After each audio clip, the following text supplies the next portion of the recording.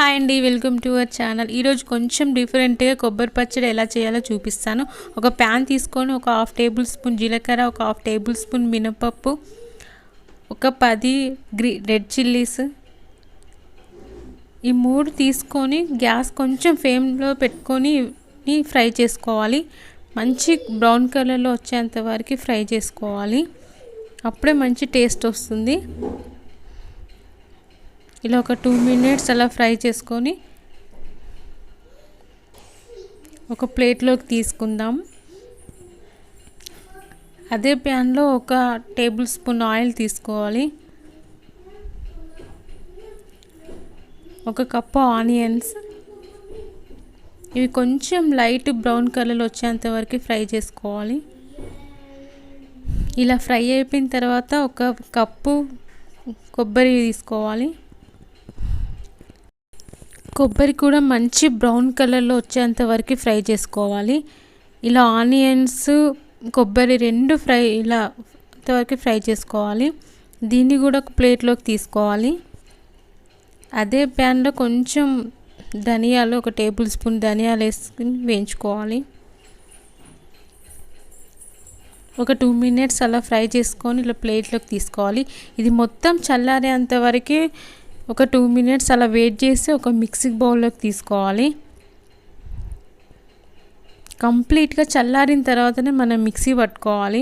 వేడి మీద మిక్సీ పడితే ఏమవుతుందో తెలుసుగా మీకు.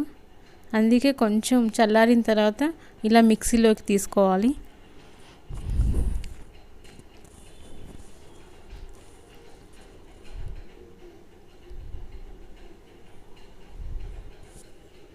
ఇందులో కొంచెం చింతపండు,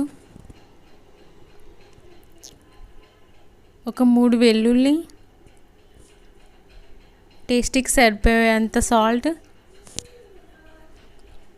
ఇదంతా గ్రైండ్ చేసుకోవాలి. ఇలా గ్రైండ్ చేసుకోవాలి. మరీ సాఫ్ట్ పేస్ట్లా చేసిన బాగుండదు, ఇలా చేసుకోవాలి. ఒక బౌల్లోకి తీసుకోవాలి. ఇప్పుడు మనం దీన్ని పోపు పెట్టుకుందాము. ఒక 3 టేబుల్ స్పూన్ ఆయిల్ తీసుకొని ఆవాలు, జీలకర్ర, మినపప్పు ఈ 3 వేసుకొని కొంచెం ఫ్రై చేసుకోవాలి. అలాగే ఒక 2 రెడ్ చిల్లీస్ వేసుకోవాలి. ఒక 3 వెల్లుల్లి,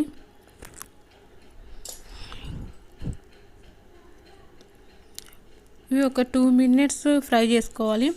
ఒక టేబుల్ స్పూన్ పసుపు,